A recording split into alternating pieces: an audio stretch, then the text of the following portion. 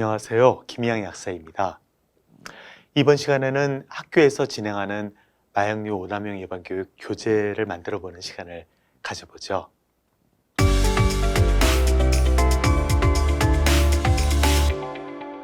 양해를 구할 것은 여기서 선생님들과 수업에서 당장 사용할 PPT나 또 다른 교재를 제작하는 것은 아니고요.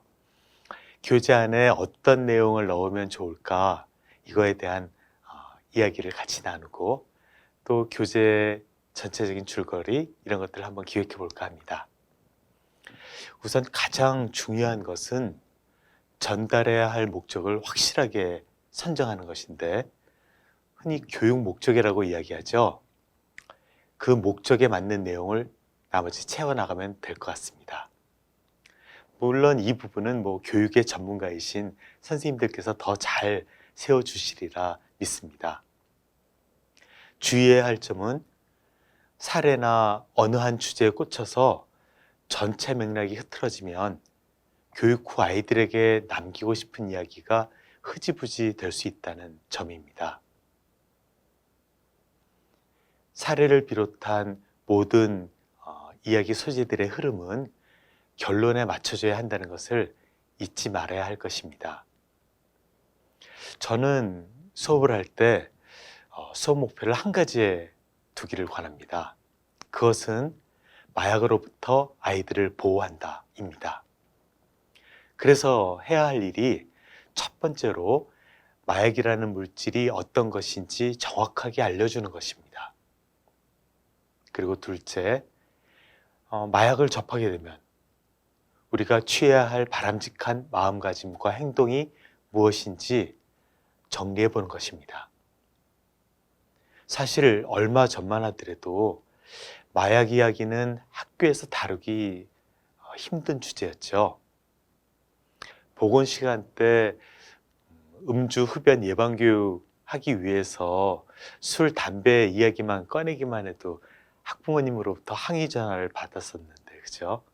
만약 마약 예방 교육 한다고 하면 얼마나 많은 저항이 있을지 아마 염려가 되었었을 겁니다.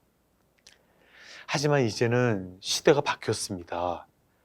학교 앞에서 마약이 든 음료를 나눠주는 시대입니다. 아이들은 휴대폰 하나면 30분 내에 원하는 마약을 손에 쥐는 그런 시대가 되었습니다. 이제는 감춘다고 아이들이 마약으로부터 안전할 것이라는 이런 믿음을 가질 수 없는 그런 시대가 되었습니다. 오히려 약에 대한 정확한 정보를 제공해서 아이들로 하여금 약물의 폐해에 대해서 깨닫게 함으로써 만에 하나라도 아이들이 약물에 노출되었을 때 스스로를 보호하고요, 또 친구들을 위험으로부터 건져낼 수 있는 능력을 키워주는 게 무엇보다 필요하다 생각을 합니다.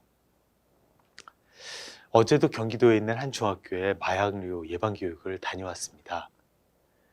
중학교 2학년 아이들 교육이었는데요. 중간에 쉬는 시간이 있어서 아이들하고 이야기도 할 겸 교실 밖에 있는 의자에 앉아 있었습니다. 우르르 때로 몰려나온 중학교 2학년 아이들이 말을 걸어옵니다.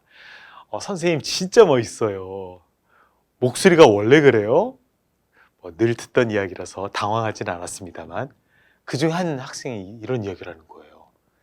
선생님, 우리 반에 한 친구가요, 약 만들다가 경찰서에 끌려갔어요. 약? 무슨 약? 몰라요. 펜타닐인가?